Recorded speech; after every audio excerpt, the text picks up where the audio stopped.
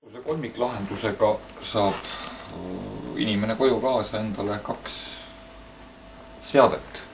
Üks on siis Speedtouchi modem ruuter ja teine on digitelevisiooni jaoks vaja olev Amino digiboks.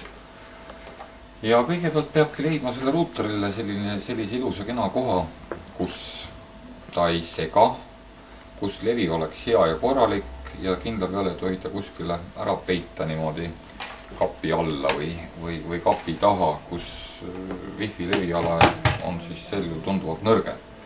Seda saab ka kenasti seina peale kinnitada, on tal seinakinnitus asend olemas, selju tuleb antenn ilusti püsti tõsta.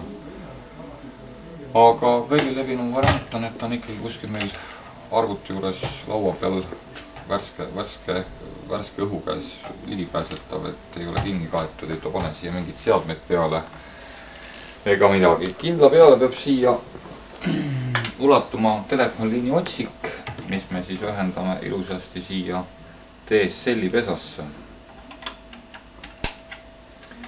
Ja et kontrollida, kas meil nüüd internetiühendus on olemas ja tehtud, siis paneme ka toitejuhtme siia taha ja lülitame seadme tööle. Sütib kõigepealt toitetuli ja nüüd ootame nii kaua ära, kui DSL-i tuli muutub roheliseks.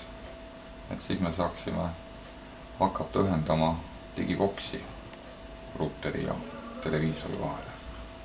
Tavaliselt võtab ta aega kuskil 15-20 sekundit. Mõnikord esimene kord võib-olla on isegi kuni minut aega. DSL-i tuli põleb, jääb kohe põlema, tähendab ühendus on meil olemas ja siit see VLAN-i tuli näitab seda, et meil on wifi võrk ka kodus ilusti kenasti püsti. Wifi võrgu juures peab ühte asja silmas pidama, et see tehase poolt tulnud ruuter on kenasti turvatud ja see VEP-i kood asub siin samas, ehk ta on VEP-võtmega turvatud ja VEP-i kood on kõikidel nendel ruuteritel siin taga all paneeli peal olemas.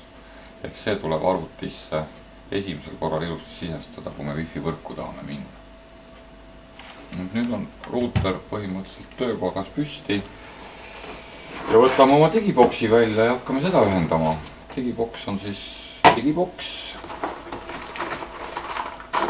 voolujuhe, võrgukaabel, pult ja teleriga ühendamiskaabel ehk SCART-kaabel.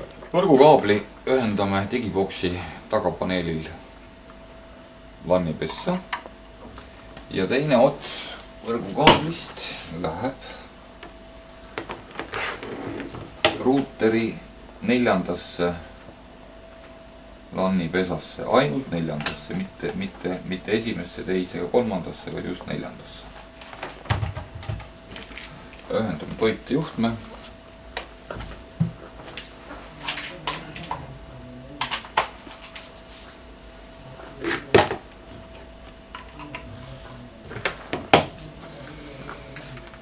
Ja nüüd peaksime ühendama digiboksi televiisoriga.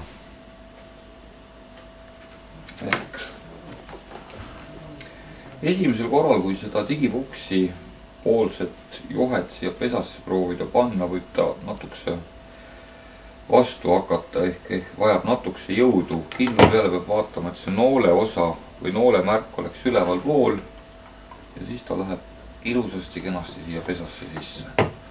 Väga jõudu ei tasu rakendada.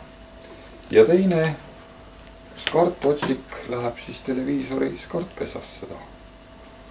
On teleril 1 kart või 2 karti, see ei loe. Tavaliselt pannakse seda esimesse SCART-i pesasse. Et sõltuvalt televiisorist on neid pesad kas siin all ääres või kuskil ühes servas või külje peal. Et SCART läheb siis SCART esimesse pessa. Ja mõne hetke pärast peaks televiisori ekraani peal ilmuma meie digitelevisiooni pilt. Ja umbes minuti pärast esimesel korral siis ilmub ka juba esimene programm koos programmi listiga, et me saame kõrvalt neid kanaleid vahetada. No uudiseid ikka!